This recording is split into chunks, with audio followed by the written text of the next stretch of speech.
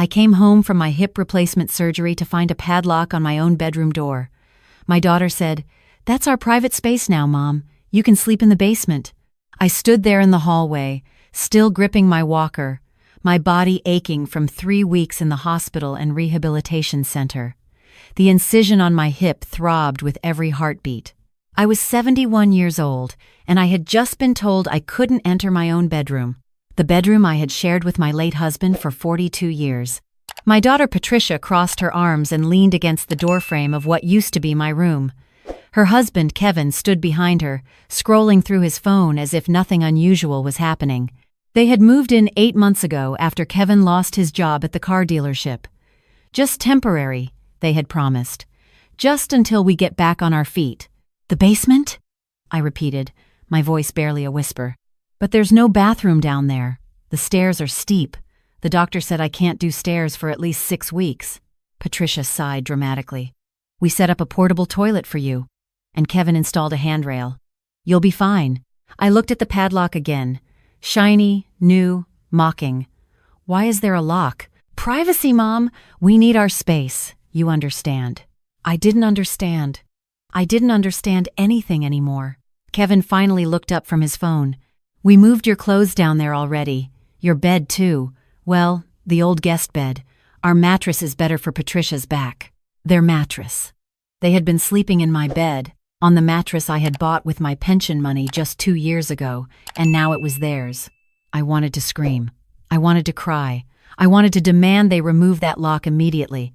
But my body was so tired, so broken, and looking at their faces, I saw something that chilled me to the bone. Indifference. Complete and utter indifference. "I need to rest," I managed to say. "The basement's all set up for you?" Patricia repeated. "We put a TV down there and everything." I made my way to the basement stairs. Each step was agony. The new handrail Kevin had installed was flimsy, wobbly, barely attached to the wall. Halfway down, I had to stop and catch my breath, tears streaming down my face. From above, I heard them laughing about something on television. They didn't check if I made it down safely. They didn't care. The basement was cold and damp. They had set up the old guest bed in the corner, near the water heater. My clothes were thrown into cardboard boxes, not even properly folded. The portable toilet sat in the opposite corner, completely exposed, no privacy whatsoever. The TV they mentioned was an ancient set from the garage, barely working. I sat on the bed and sobbed. This was my house. I had paid off the mortgage 15 years ago with money from my nursing career. I had raised Patricia here. I had nursed my husband Harold through his final months of cancer in the bedroom that now had a padlock on it. And now I was in the basement like an unwanted piece of furniture. How had it come to this? I need to go back to the beginning to explain. My name is Dorothy Chen. I worked as a registered nurse for 43 years at Riverside General Hospital. I retired at 67. Not because I wanted to, but because my knees couldn't take the 12-hour shifts anymore. My pension was modest. $1,800 a month, plus Social Security, giving me a total of about $3,000. Not wealthy, but enough to live comfortably in my paid-off home. My husband Harold passed away 6 years ago. We had one child together, Patricia. She was 44 now, married to Kevin for 12 years, no children. They had always struggled financially. Kevin bounced from job to job. Patricia worked part-time as a receptionist at a dental office, but was constantly calling in sick or getting into conflicts with coworkers. When they showed up at my door 8 months ago with suitcases and desperate eyes, I couldn't turn them away. Patricia was my daughter, my only child, blood of my blood. "Just a few months, Mom," she had said, hugging me tightly. "Kevin has some interviews lined up. We'll be out of your hair before you know it." Those few months stretched on. The interviews never seemed to pan out. Meanwhile, their presence in my home grew and grew. First, they took over the living room. My furniture was outdated, they said, so they brought in their own oversized sectional that barely fit. Then they commandeered the kitchen, filling the refrigerator with expensive organic groceries while pushing my simple foods to the back. "You really shouldn't eat so much sodium, Mom," Patricia would say, throwing away my canned soups. "It's not healthy." But she never offered to cook for me. She never included me in their elaborate dinners of grass-fed steaks and imported cheese. I ate alone, usually toast or eggs, while they dined like royalty in my own kitchen. The financial requests started small. Could I cover the electric bill this month since their expenses were higher? Could I lend them $500 for Kevin's car insurance? Could I pay for Patricia's dental work since the receptionist job didn't include benefits? I said yes. Again and again, I said yes. Because she was my daughter. Because I loved her.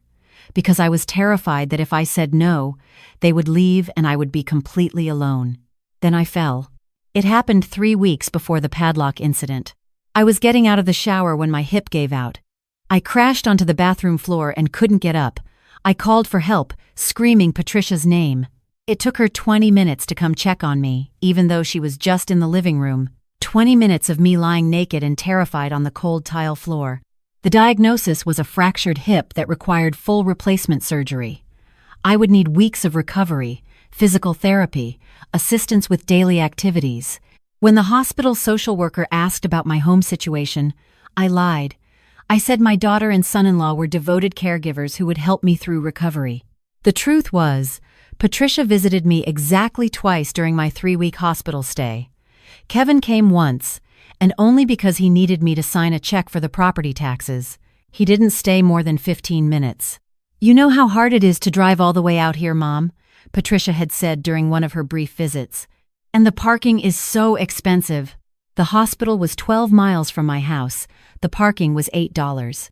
And now I was home, banished to my own basement, while my daughter slept in my bed behind a locked door. That first night in the basement, I couldn't sleep. The water heater made strange clanking noises. The floor above me creaked with their footsteps. Around midnight, I heard them arguing about money. Kevin wanted to buy a new gaming computer. Patricia wanted to book a vacation to Cancun. "We can use your mom's credit card?" Kevin said. "She barely looks at the statements anyway." "I already maxed that one out," Patricia replied. "We need to apply for another one in her name." My blood ran cold. They were using my credit cards. They were maxing them out. And I had no idea. The next morning, I waited until I heard them leave. Patricia's car started around 10. They were going somewhere, probably spending money we didn't have. I made my way slowly up the basement stairs, gripping that useless handrail with white knuckles, my hips screaming in protest. I needed to check my mail. I needed to see my financial statements. The mailbox was empty. Completely empty. That was strange. I always got mail. Bills, advertisements, something. I checked the trash can by the curb. Inside, I found a stack of envelopes with my name on them. Bank statements, credit card bills, pension notifications, all opened, all read by someone else. I gathered them with trembling hands and brought them inside. I spread them across the kitchen table and began to read. What I discovered made me physically ill. In the past 8 months, someone had opened 3 credit cards in my name. The combined balance was $37,000. Purchases included designer clothing, electronics, furniture, restaurant meals, and 2 round-trip flights to Las Vegas. I had never been to Las Vegas in my life. My savings account, which had held $62,000 when Patricia moved in, now contained $4,012. Large withdrawals had been made regularly, always just under the amount that would trigger a bank alert. 500 here, 800 there, 1,000 somewhere else. My pension checks were being directly deposited, but automatic transfers were moving money to an account I didn't recognize, $300 every month for the past 7 months. And there was more. A document from a life insurance company. Someone had applied for a policy on my life, worth $500,000. The beneficiary was Patricia Chen. The application was pending, requiring only my signature. They weren't just stealing from me. They were preparing for my death. They were waiting for it, maybe even planning to speed it up. I remembered the flimsy handrail, barely attached to the wall, the steep basement stairs, my fragile hip. A fall down those stairs would be easy to arrange and impossible to prove intentional. I started to shake so violently I had to sit down. My own daughter, my only child, the baby I had held in my arms, the little girl I had read bedtime stories to, the woman I had supported through every failure and disappointment. She was planning to let me die, maybe help me die, and collect the insurance money. I heard a car pull into the driveway. They were back. I stuffed the documents into my housecoat pocket and retreated to the basement as quickly as my damaged hip would allow. I couldn't let them know I knew. Not yet. I needed help. I needed a plan. For the next 3 days, I played the role of the defeated old woman. I stayed in the basement. I used the humiliating portable toilet. I ate whatever scraps they remembered to bring me. I watched them come and go, laughing, shopping, living their lives in my house with my money. But I was also watching and listening. And planning. On the 4th day, my neighbor Frank Morrison knocked on the basement window. Frank was 75, a retired electrician, widowed like me. We had been friendly for years, sharing gardening tips and waving across our driveways. I hadn't seen him since before my surgery. "Dorothy?" he called through the glass. "Are you okay? I haven't seen you around. I heard you were in the hospital." I shuffled to the window and opened it. The fresh air felt like freedom. "Frank," I whispered, "I need help." He saw my face, saw the tears I couldn't hold back, and his expression hardened. "What's going on?" I told him everything. The padlock, the basement, the stolen money, the credit cards, the life insurance policy, everything. Frank listened without interrupting. When I finished, he was quiet for a long moment. "My cousin is a detective with the county sheriff's office," he finally said. "And my daughter is an elder law attorney. Let me make some calls. I can't pay for a lawyer. They've taken almost everything. You let me worry about that. Just stay safe. Don't let them know you're onto them. Can you do that?" I nodded, feeling something I hadn't felt in months. Hope. Frank was true to his word. 2 days later, while Patricia and Kevin were out, he helped me climb out of the basement window. His daughter, Rebecca, was waiting in her car. We drove to her office, where she had already prepared a stack of documents. "Mrs. Chen," Rebecca said, her voice professional but kind, "what your daughter and son-in-law have done constitutes multiple felonies: elder abuse, financial exploitation, identity theft, forgery. Based on what my father told me, we're looking at over $37,000 in fraudulent credit card debt, approximately $58,000 stolen from your savings, and an attempted insurance fraud scheme." Hearing the numbers laid out so starkly was devastating. "Nearly $100,000, I breathed. "And they're not done," Rebecca continued. "That life insurance policy, if approved and if something happened to you, they would collect $500,000. The fact that they moved you to a basement with steep stairs immediately after hip surgery, installed a faulty handrail, and isolated you from the outside world could be considered evidence of premeditation. You think they want to kill me? I think they want your money. And they don't care if you die getting it. That's the charitable interpretation." Frank's cousin, Detective Martinez, joined us an hour later. He reviewed the evidence, took my statement, and explained the process. "We can arrest them today," he said. "With what you have here, it's an open and shut case. But if you want to maximize the charges and make sure they can't wriggle out on technicalities, we should gather more evidence first. Get them on record admitting to the fraud. Document the living conditions they've subjected you to. How do we do that?" Detective Martinez smiled grimly. "We set a trap. The plan was simple. I would return home and continue playing the helpless victim. Frank would install hidden cameras in the basement and the main living areas, all perfectly legal since it was my property. We would record Patricia and Kevin discussing their crimes, documenting their treatment of me, building an ironclad case. Meanwhile, Rebecca would freeze my accounts, block any new credit applications, and prepare civil litigation to recover my stolen money. She would also petition the court for an emergency protective order. "How long?" I asked. "A week, maybe 2. Just long enough to get what we need." I could survive 2 more weeks. I had survived 71 years. I had survived losing my husband. I had survived my own daughter's betrayal. 2 more weeks was nothing.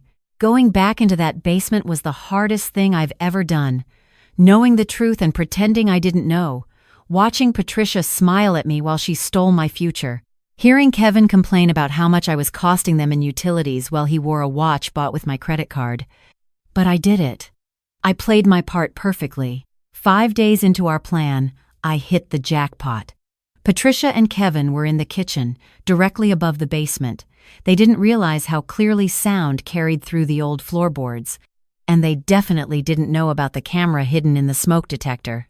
The insurance company needs her to sign the application in person, Kevin was saying. Some new rule about policies over 200,000. So we get her to sign. She signs whatever we put in front of her. What if she reads it this time? Patricia laughed. It was a cruel sound, nothing like the laugh of the little girl I remembered. She can barely see without her glasses, and I hid those weeks ago. She'll sign. And then we wait. A few months, maybe a year. Old people with hip replacements fall all the time. The stairs to the basement are steep. Accidents happen. You're sure? I'm sure. And once she's gone, we sell this dump for $300,000, collect the insurance, and disappear. We'll finally have the life we deserve. The life they deserved. Built on my stolen money. Funded by my death. I recorded every word. The next day, Detective Martinez arrived with 4 officers.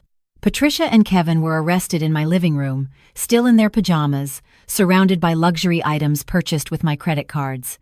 The looks on their faces when they realized what was happening, the shock, the anger, and finally the fear, gave me no pleasure, only sadness. "Mom!" Patricia screamed as they handcuffed her. "Mom, this is a mistake. We were taking care of you. We love you." "You love my money," I said quietly. "You were planning to kill me for insurance money. I heard you. I recorded you." Her face went white. Kevin started crying, begging, saying it was all Patricia's idea, that he never wanted to hurt anyone. Coward to the end. They were taken away in separate police cars. The charges were extensive, 18 counts between them. The district attorney told me later that they were both looking at 15 to 25 years in prison. The civil case moved quickly after that. Rebecca recovered most of my stolen savings from accounts Patricia had opened. The fraudulent credit cards were canceled. The debts wiped clean after I proved I hadn't authorized them. The life insurance application was denied and reported to the state insurance commissioner as attempted fraud. I moved back into my bedroom. I had the locks changed on every door. I hired a home care aide to help me with my recovery. Someone recommended by the hospital. Someone with references I personally verified. Frank came by every day to check on me. He fixed the things that had broken while Patricia and Kevin were supposed to be taking care of the house. He installed real handrails on my basement stairs, sturdy ones that would actually hold weight. He brought me casseroles his daughter made. He sat with me on the porch and talked about nothing and everything. "How are you doing?" he asked one evening. About a month after the arrests. "Really doing?" "I don't know," I admitted. "I keep thinking about when she was little. She was such a sweet child, Frank. Always wanting to help. Always asking me to read her one more story at bedtime. When did she become this person? What did I do wrong?" "You didn't do anything wrong, Dorothy. Some people just, I don't know, they lose their way. They make choices, bad choices, and those choices compound until there's someone you don't recognize anymore. I keep wondering if I should have seen it coming. The signs were there.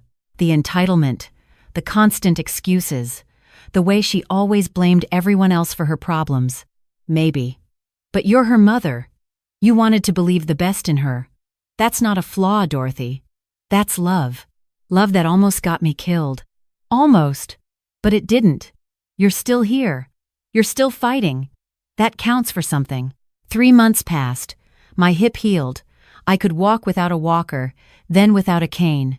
I started gardening again, planting tomatoes and zucchini and the roses that Harold used to love. I joined a book club at the library. I volunteered at the hospital where I used to work, sitting with patients who had no visitors, making sure they weren't as alone as I had been. I received a letter from Patricia. It was sent from the county jail, where she was awaiting trial. She had rejected several plea deals, convinced she could somehow talk her way out of this. The letter was 4 pages long. It contained no apology. Instead, it was full of excuses, justifications, and blame. She said I had never given her enough as a child. She said I had favored my career over her. She said she was owed everything she had taken because of the emotional damage I had supposedly caused. She said if I had any love in my heart, I would drop the charges and let her come home. I read the letter once, then I burned it in the fireplace. The trial was set for October. Rebecca advised me that I would need to testify. I would have to face Patricia in court, look at her across the room, and tell the jury what she had done to me. The thought made me sick, but I agreed. This had to end properly. There had to be accountability.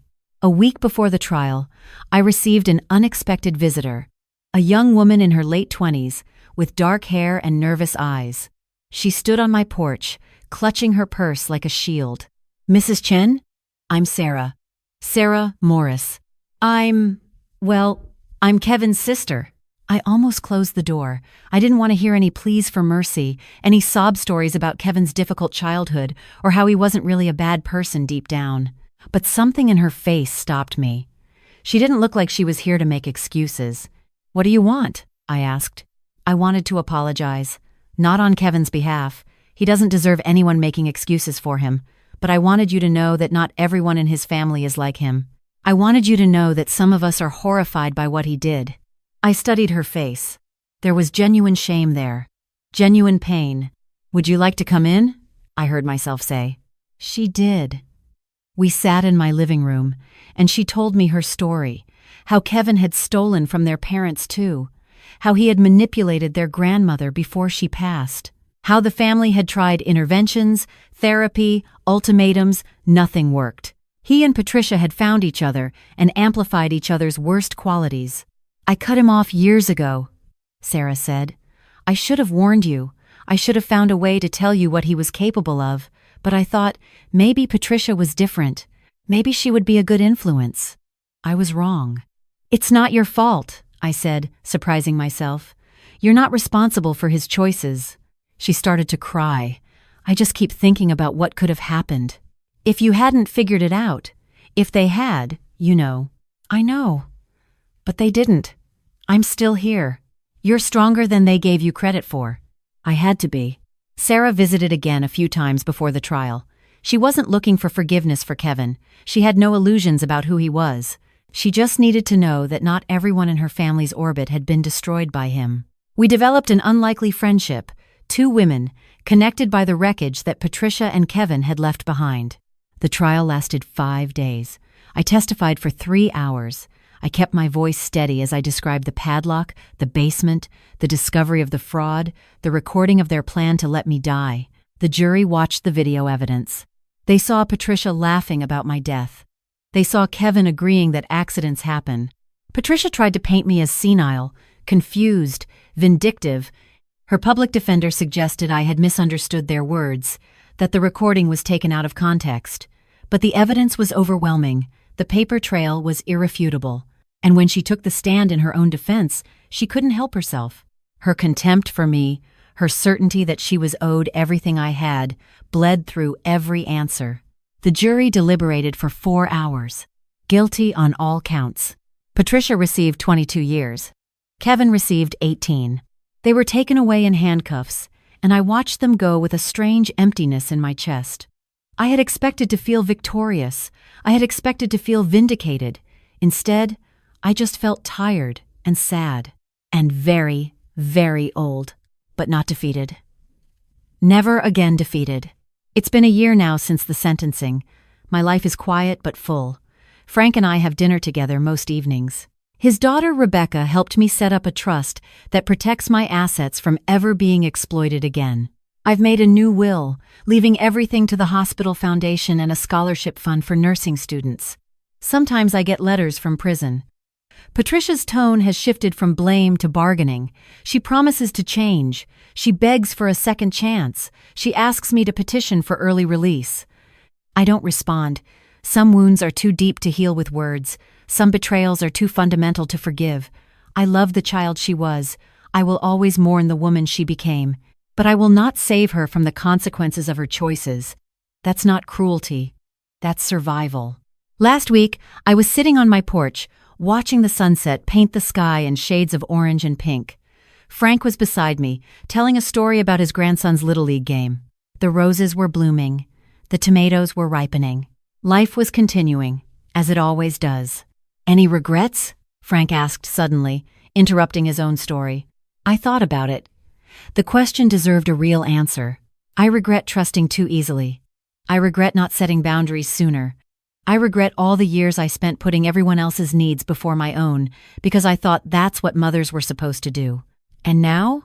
Now I know better. I know that love doesn't mean letting people destroy you. I know that family isn't just blood. It's the people who show up for you, who care about you, who treat you with respect. You're more family to me than Patricia ever was. Frank smiled and squeezed my hand. That might be the nicest thing anyone's ever said to me. It's the truth. We sat in comfortable silence as the stars came out. I was 72 years old. I had been robbed, betrayed, and nearly killed by my own daughter.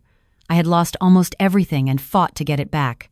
But I was still here, still breathing, still living, still finding moments of joy in a world that had tried so hard to break me. And that, I realized, was the greatest victory of all. Not vengeance, not justice, though both of those mattered. Simply surviving, simply refusing to let them win. I went inside as the night grew cool. I locked my door with keys that only I possessed. I climbed the stairs to my bedroom, my fully healed hip carrying me without complaint. I was home, in every sense of the word, and no one would ever take that from me again.